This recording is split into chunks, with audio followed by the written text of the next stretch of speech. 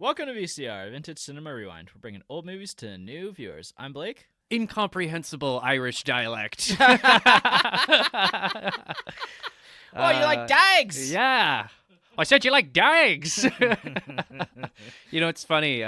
Apparently in the DVD for this movie, there's one of the subtitles features is it only subtitles Brad Pitt's dialogue. Right. Even then, sometimes it'll just be like a row of question marks when he's talking. Yes, we're doing the 2000 movie Snatch. Snatch. Which has one of Brad Pitt's great performances, if not indecipherable performances, like you said. I have kind of a funny relationship with this movie. So, as per usual, what normally happens is Blake is kind of like the ringleader of this circus, and I'm like one of the dancing monkeys. So he came to me with, as he does, with like a list of options. Like, what do you want to do for like a crime movie or something? And I just glanced at it, and my eyes settled on Snatch, and I went, that one. Yeah. He was like, okay, so we agreed to do it today. A few days ago, I was looking at it, and I texted you like, have you shown me this movie before? And you were just like, I have no idea. And I went, okay. So then I started watching this movie last night, and it was like such a weird, like, deja vu experience, right? Right. Because like for the first 20 minutes, I'm like, this seems familiar. Yeah. Right? And then something happened partway through the movie where I was just like, I've seen this movie before. I've seen this movie before. And you know what? You showed me this movie at your old apartment, which I guess was probably like 7 or 8 years ago now. Mm-hmm. And I remember watching this movie with you on your couch and just being completely baffled by what I was seeing. Like, really scraping against it. But have my opinions changed? Maybe. Keep on listening, viewers. Okay, a few thoughts on that. The first, Jess and I watching this one after you picked it. So, as well as a side note too, this is a movie from the year 2000, which normally we do pre-2000s movies. However, Happy New Year's, it's 2025. We're a quarter century away from the turn of the millennia. Yeah, the new millennium can rent a car now. Yeah. Apply for a loan. So at this point, we thought, hey, we did Gladiator a couple months ago. Let's open it up to a couple 2000s movies. And we figured we'd start the new year off with Snatch because it's one of the great snatches of our time. Oh my God, please edit that out. Because it's one of the great, most entertaining films of the year 2000. Yes, this movie is quite entertaining. Highly entertaining. It has quite, I would say that, and I guess I'm just going to spoil my opinion right now. I think the real strength of this movie is its energy. Yes. Like this like manic popping energy. Right, exactly. Mm-hmm. And I think that's what jarred me about it the first time I saw it. It's just, I remember like being sprawled out on your couch trying to keep up with this movie and just being like, I'm exhausted. Yeah. Like, I don't know what's going on. Right? Jess and I watching it this time and knowing that you were watching it without us for the podcast, both her and I were watching it together thinking, this might not be a Michael movie. Yeah. And it's not. But did I enjoy it or did I not? That's the question. Yeah, for sure. So this is the primary episode for Snatch. We're not going to get into all the inner workings of the film. This is more just like who's this movie for and why you should go check it out, or maybe why you shouldn't go check it out. So we'll talk all that stuff, and then our spoiler full episode being next week in the deep dive. Why don't you take away with the plot summary? Well, geez, Blake, give me this Herculean task while I'm hungover, why don't you? So basically what we have here is a crime / heist / farce kind of movie, right? Mm-hmm. You know what it kind of reminds me of? It's What? a mad, mad, mad world. Okay. That like farcical movie from the 60s, I think. Mm-hmm. Basically, it's a huge, sprawling labyrinth of a plot that all kind of centers around this like 86 karat diamond. Yes. So when the movie opens, this diamond gets stolen, and then it kind of just becomes this like, it's like all these different plot lines and groups of characters just keep crunching together, trying to get this diamond. Right. In one corner, we've got Jason Statham and his friend, who Turkish and Tommy, yeah, the two T's, right? Yeah. Everybody's got really interesting names too. Yes. So they're trying to run like a very simple kind of like racketeering ring, and they run afoul of Brad Pitt, who plays Mickey. Yes. And, like, I hope you fuckers at home appreciate how hard it is to describe the plot of this movie. Like, I am doing my best here. Basically, it all starts with Jason Statham, Turkish, telling Tommy, his childhood best friend, that he wants a new caravan that he can use as an office. Right. So they go to Mickey, Brad Pitt, a very grubby, unhandsome Brad Pitt, but still Brad Pitt. I take back what I said. He's always handsome. But basically, they're kind of like these sort of rural Irish troublemakers. He purchases a caravan from him, and a caravan with absolutely nothing wrong with it. Tommy wants his money back. His friend challenges Mickey to a fight. Mickey one-hit KOs him. Yeah. Which sucks, but as it turns out, the guy that he KO'd is supposed to be like a boxer for this illegal underground cage fighting ring, right? And they decide to get Mickey to take his place so that they don't incur the wrath of Bricktop. And what a bad guy he is. Yes. Right? Every time he's on screen, it's like there's a brick being chucked through my monitor at my face. There's a lot of that going on. And then there's also these other criminals who are just trying to get this diamond. And it's really interesting watching all these different plot lines kind of like intersect and tangle together, and like how they sabotage each other and they sabotage these other plot lines and blah, blah, blah, blah, blah. Yeah, and that's kind of... You know what? For a mildly hungover 32-year-old man, I think I did a really good job summarizing this movie. I think that to sell this movie, part of the features of this film is the characters and people you may know. The biggest strength to me is like how large and how famous this cast is and has become. Like, this is one of like the great ensemble cast movies. Yeah, no, I mean, our main character, and I'm putting main character in air quotes, is Jason Statham as Turkish. And it's kind of surreal seeing like a slender young Jason Statham, you know what I mean? Like, I was looking, I'm like, oh look, he still has some hair. Like, when Brad Pitt showed up as Mickey O'Neill, that's when I kind of like sat up a little straighter and was like, I think I've seen this movie before. Yeah Because and again, it's one of like the great Brad Pitt performances as well. Right. This is coming off the run of him just doing Fight Club, and he's still got his Fight Club physique. Maybe even like slightly lesser so. Like, he's not as huge as he is in Fight Club. It is kind of funny. Like, he's like one of those dudes where like he doesn't look ripped, but when he takes his shirt off, you're like, oh no, like I challenged the wrong guy to a fight. Yeah. Not only that, like there's also some like performances that I always forget about in this movie that are always like honestly some really big performances in my opinion, like Benicio del Toro, Frankie Four Fingers. I always forget how great del Toro is as an actor, and then every time he appears in something I'm like, god damn it, is he one of the best. Yeah, he was like one of the best parts of Rise of Skywalker. Yes. Yeah. A movie I totally remember. Yeah. Or have seen. Yes. A movie that we have no opinions Quickly on. remind me which one that is of the sequel series. It's the second one. Okay. The one where Snoke gets bisected halfway through I've the totally movie. seen that movie. You then. have, yeah. And was that The Last Jedi? Oh, you're right. That was The Last Jedi. Yes. What an impression that trilogy made on us. Getting them confused all the time. Oh god, that's brutal. Yeah. I also want to shout out Vinnie Jones as Bullet Tooth Tony. One of my favorite performances of the whole movie. Why do they call him Bullet Tooth Tony? One of my favorite British actors of the 90s and early 2000s. He's such a good, like, hard case kind of character in everything. He plays, like, kind of this, like, gun for hire who's been called in to, like, tie up loose ends, he's like the right? fixer. He's like the wolf of this movie. That's kind of what I was thinking, too. There's this great moment where, like, he pulls up to the side of a road and he calls over this, like, really Weasley-looking guy to shake down information for him. Who just happens to be Ewan Bremner from Trainspotting. Yeah. It's Spud. Yeah, it's Spud, right? Man, that poor guy. He just always looks like... Spud. Yeah. It's so funny, like, so they start talking and, like, Spud sticks his head in through the window and he's not giving Bullet Tooth what he wants. So Bullet Tooth is just kind of like, fine. So he rolls up his window, like, catches him, like, it's kind of like strangling him with his own window, and then just starts driving. Mm-hmm. And he's just like, you know, he's like, come on, slow down. He's like, I think I'm gonna go faster, actually. And then finally he tells him what he wants, and then the other guy is just like, so we taking him with us? He's like, yeah, you're right. Rolls the window down. Guy falls out. And that other guy being Dennis Farina as Cousin Avi. I love Dennis Farina. He's so good. Oh my God. Cousin Avi? Yeah. He's one of my, like, low-key favorite character actors of all time. Like, he's kind of always either a police officer or a gangster.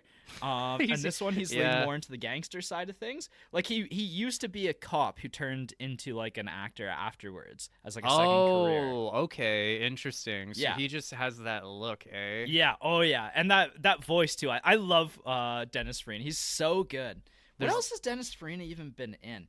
Get Shorty... Manhunter. I still need to watch Manhunter at some point. That's another Michael Mann movie, and you and I were just talking about that. Well, between Brad Pitt and his incomprehensible accent and Jason Statham and Dennis Farina, there's also, if we want to talk about the most booming voice in the movie, it's Mike Reed as Doug the Head Denovitz. What do I know Mike Reed from? I actually didn't look up him. You don't? He was in... Shit, what was he in? I don't like. I was queuing you up. I assumed you knew. No, I had no idea. You picked a random one. Okay, well, he's Big Dick and Pussy in Boots. Oh, that's not. All right. Oh yeah, one of my favorites. One of your favorites. Yeah. You remember that one? Sure do. Oh man. Oh no, that's like that's a porno. Oh, that's hilarious. Yeah. Well, I read it as Puss in Boots, but it came out exactly like it's written on his IMDb. Well, Jesus. Anyways, he was in Why did you pick him out of all people for? He was Frank Butcher in EastEnders, a show that you and I have totally watched. Yep.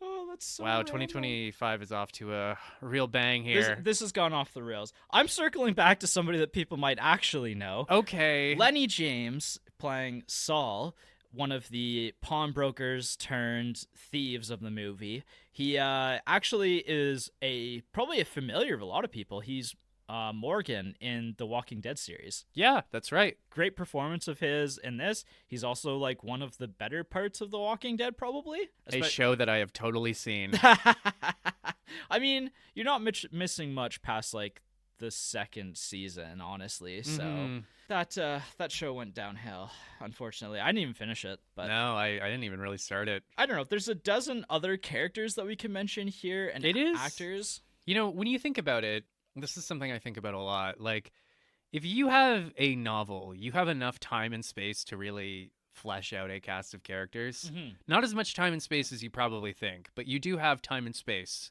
to flesh out a cast of characters.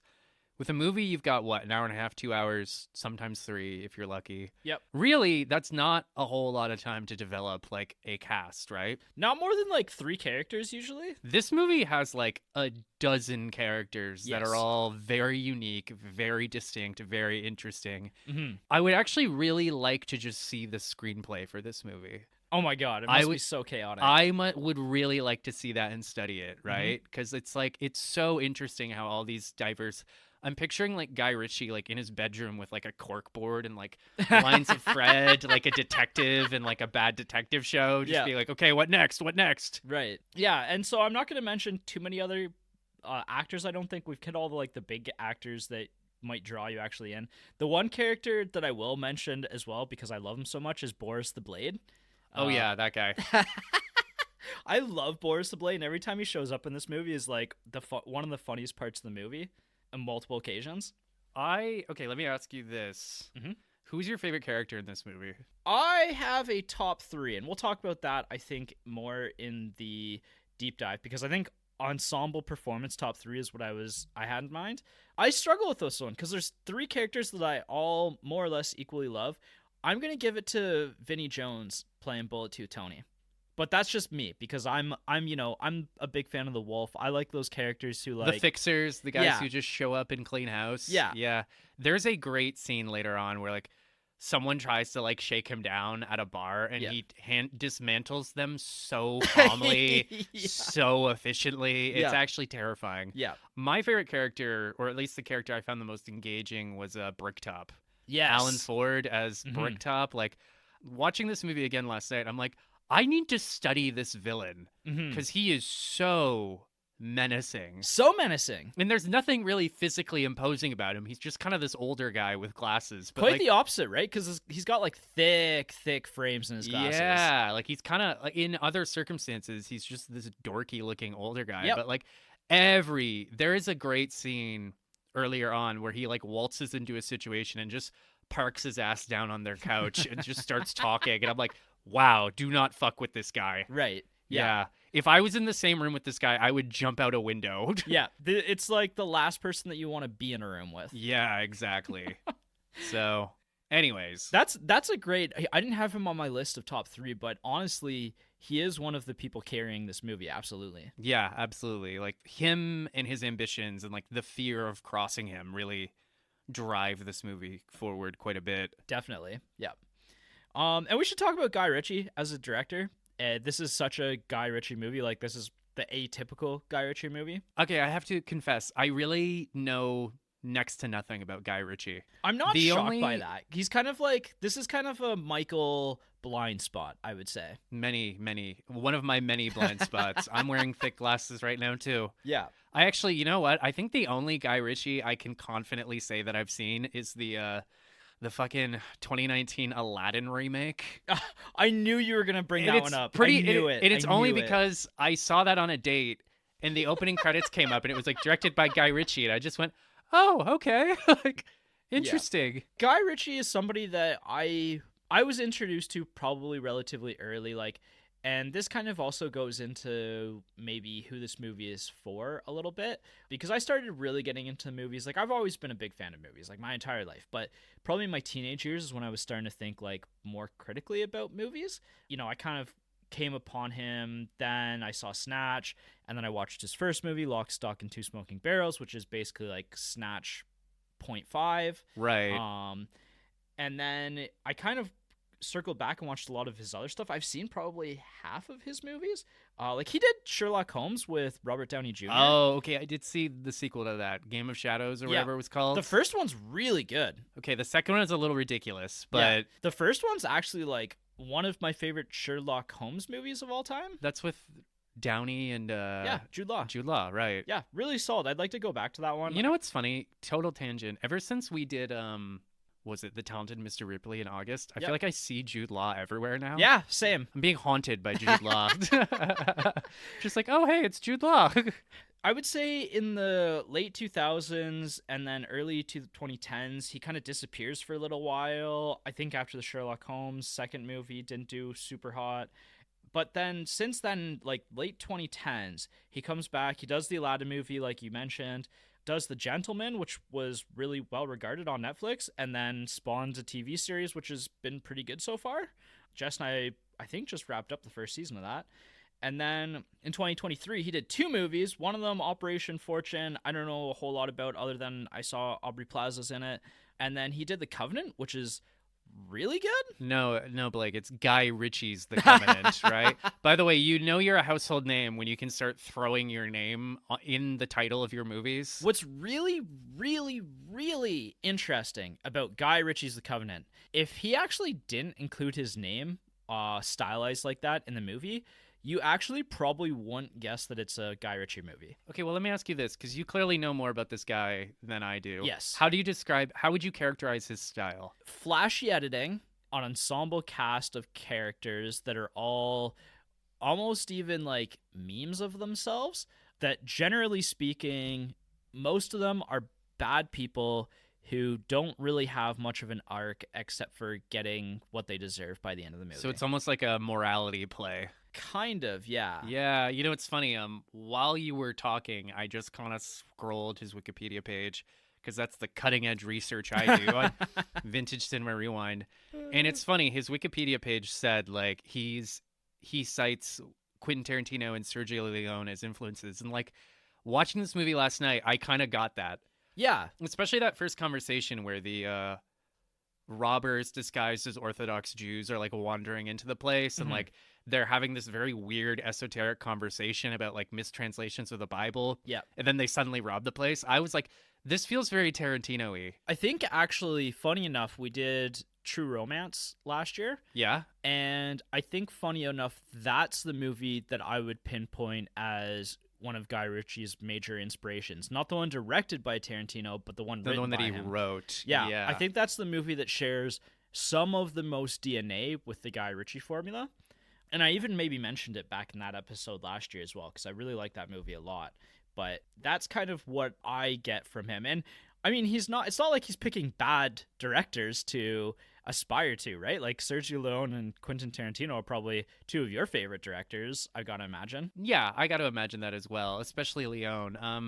One thing I think it was Roger Ebert who said about Leone was that he's very much a director of like scenes and sequences. Yes. And I really got that too from this movie, where it's just like every scene really pops. Yes. There's something interesting or exciting or even funny just going on screen at all times. Mm-hmm. Also, fun random fact, Guy Ritchie was married to Madonna at one point. I saw that. Yeah. Well, good for him, I guess. Question mark. Yeah.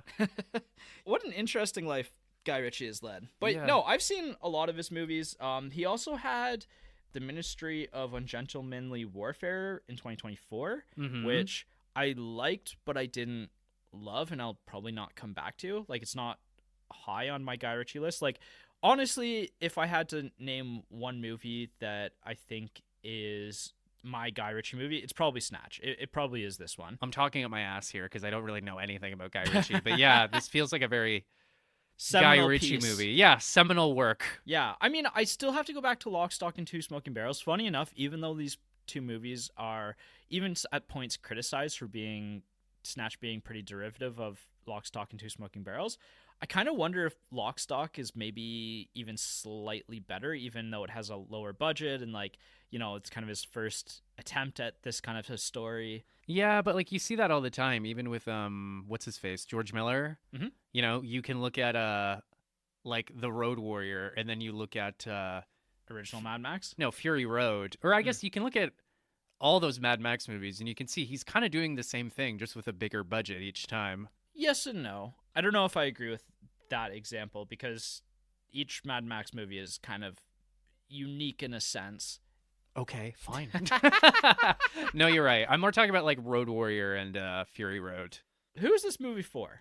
And does it hold up to modern watch? I think it does, even though it is like charmingly dated at a few different points, just with like the technology and the lingo and stuff like that. Yeah. I remember it's kind of funny. I was watching this movie, I'm like, so everyone just looked like shit in 2000. Men's fashion has come a long way. Anyways. I think that going into this movie, knowing the genre of it and knowing kind of what primarily how the workings of this movie are, I think are going to help you a little bit more, because I think if you go into this knowing that this is primarily a comedy, is how I look at it. Yeah. I think that's going to be really key to grasping it all, because if you go into this movie thinking, oh, this is going to be like a really crazy crime story or like a Tarantino-esque film about all of these like converging plot lines, like, yes, that's what this movie's about, but like you can also get really lost really quickly in all of those details rather than... I feel like the opening monologue by Jason Statham kind of sets the tone pretty well that this is a farce. Yeah. You know, he's sitting in a room, the camera kind of pans in on him and his friend, and he's kind of just like, my name is Turkish. Funny name for an Englishman, I know. And he talks about how his parents like met on a plane that crashed or something, Right. and that his friend Tommy tells everyone he was named after a gun, but really he was named after a famous ballet dancer. Yeah. It's kind of like, huh, all right. Mm-hmm. We were talking before we started about like good ways to open a novel. Like if you opened a novel with this paragraph, I'd be like, yeah, I'm listening. Yeah. I'll keep turning the page. For sure. Like, I think that leading out with that's pretty good, and there's a lot kind of leading up to that moment. Even there's, you know, the crazy opening crawl edit of the Jewish guys walking into the vault and then robbing the place. Oh, and how good is that too? Like the camera keeps panning to like all these different security camera monitors, and it's, again, they're having this really weird conversation about like mistranslations of the Bible. And then it cuts to like the credits actually like show each character and like what the characters' names are. Like it flashes each of them and kind of like gives you an idea of what their personality is like. Right, and it's not like it's the actors' names. It's the characters' names, right? Yeah, it's a really interesting approach. And I kind of wonder if they did that to just kind of like give you a quick, like, here's who this character is. Like, here's what their name is. And instead of you trying to have to remember, like, it kind of burns into your brain. Okay, this is this character kind of thing. Yeah, kind of. I wonder if that was a studio note, or if... Actually, I have to imagine Guy Ritchie was just like, here they all are. Yeah. You know, it's almost like the dramatis personae at the start of a play or something. Yeah, and I think it also kind of sells you on, like, okay, especially now, you know, in hindsight, because a lot of those actors have become like very big names in film over the last 25 years. And so you see all of these big performances or these big actors who are going to have performances in this movie, and that kind of draws you in, right? Like, that's one of the big selling features of the movie. Mm-hmm.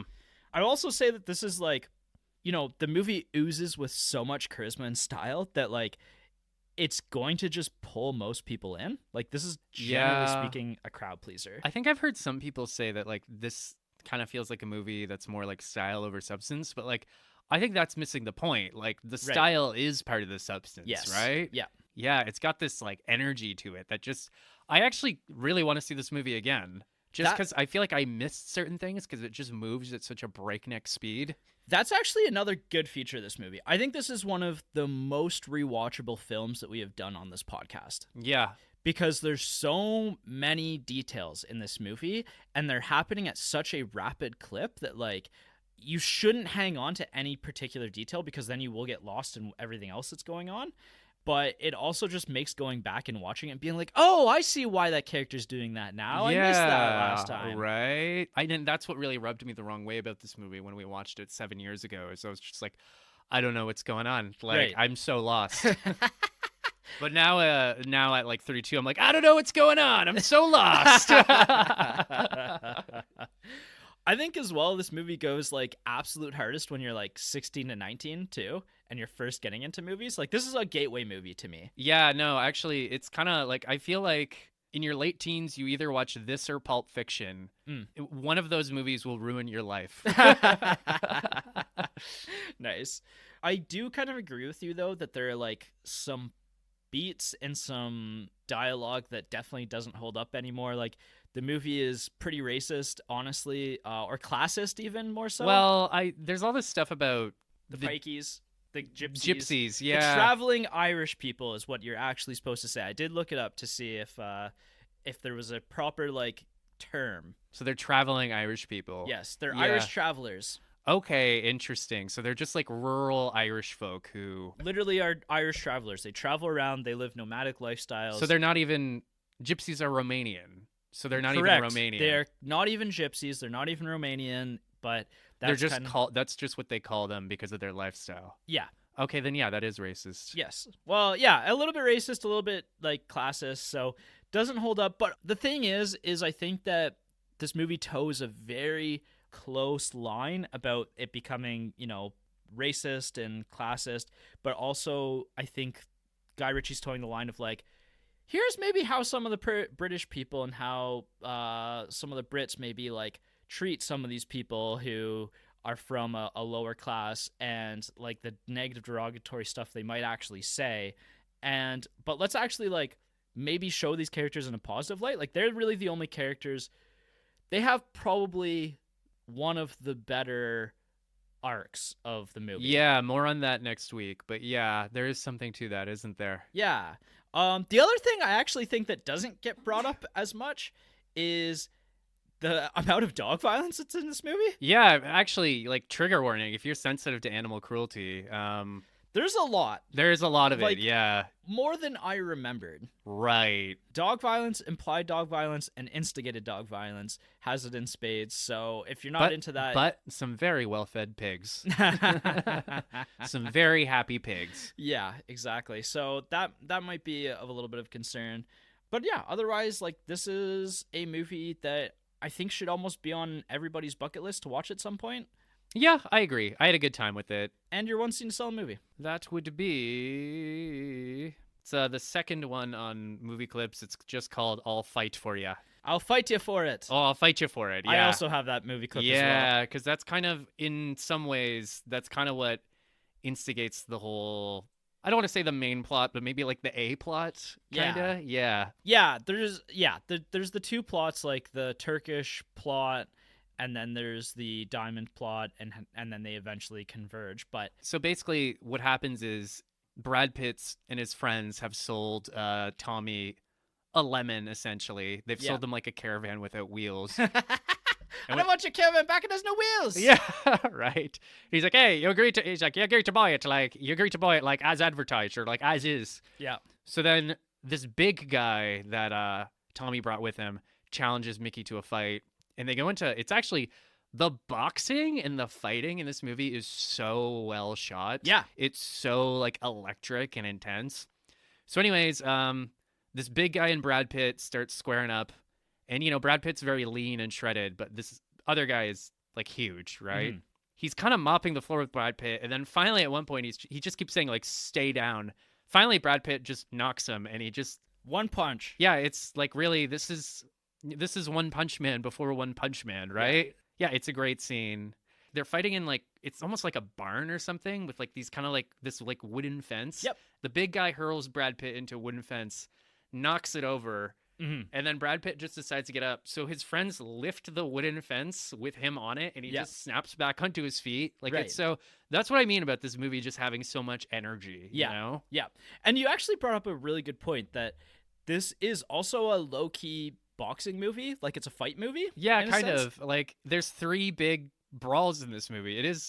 It's a sports movie almost. And that's kind of also like one of the other trademarks of Guy Ritchie films is there's often some like really hyper stylized violence in them, and the boxing comes up not only in this movie, but I can think of like there being some really, really exciting boxing fights in the Sherlock Holmes movie as well. Yeah, well that's where they do that thing where he's like thinks 10 steps ahead and then just do. Right. So I actually kind of want to see like a Guy Ritchie boxing movie now. Yeah, when is Guy Ritchie gonna do a remake of Rocky? Yeah, or like, I don't even know, Warrior or something. Like, he has a boxing movie in him, I think, and we haven't seen it yet. If I suddenly become a world famous fighter in the next 5 years and then I die and Guy Ritchie does my biopic, I want him to do it. Yeah, maybe he needs to do a Conor McGregor fight movie. That would be exciting. A Conor McGregor fight movie by Guy Ritchie. I'm in. All right, let's do it. All the like skeletons, everything on display, because Conor McGregor, not the greatest person in the world. Guy Ritchie, if you're listening, just say the word. I'll write it for you. Okay, I'll do it. I think that would be amazing. Whether your writing would be as amazing with it or not, I think Guy Ritchie has a certain particular style. That's a good point. I don't know that I could capture his like unique. The other great thing I love about this movie is just the dialogue. Yes. It just really pops. It's so sharp. It's so sharp and so funny. You know what I mean? Yeah. Like some of the lines just really threw me. That was the other thing, when we get into the deep dive, I wanted to kind of bring up maybe what your favorite dialogue points are in the movie. So we'll talk about that in the next week's episode. Agreed. And then when to watch. This is, to me, a Friday night movie, but honestly, you could watch this movie anytime. It's a night movie, though. Yes. You need to wait till the sun goes down. It's definitely a night movie. It's a night movie. Night movie. Oh. Nice. And where to watch right now, it's not currently streaming anywhere, which is a absolute travesty. I watched it on Netflix last night. Oh, you did? It's on Netflix right now? It's on Netflix, yeah. Oh, that's awesome. This is the one time I didn't rent it off YouTube. Oh, sick. When I was looking for it, it wasn't on anything.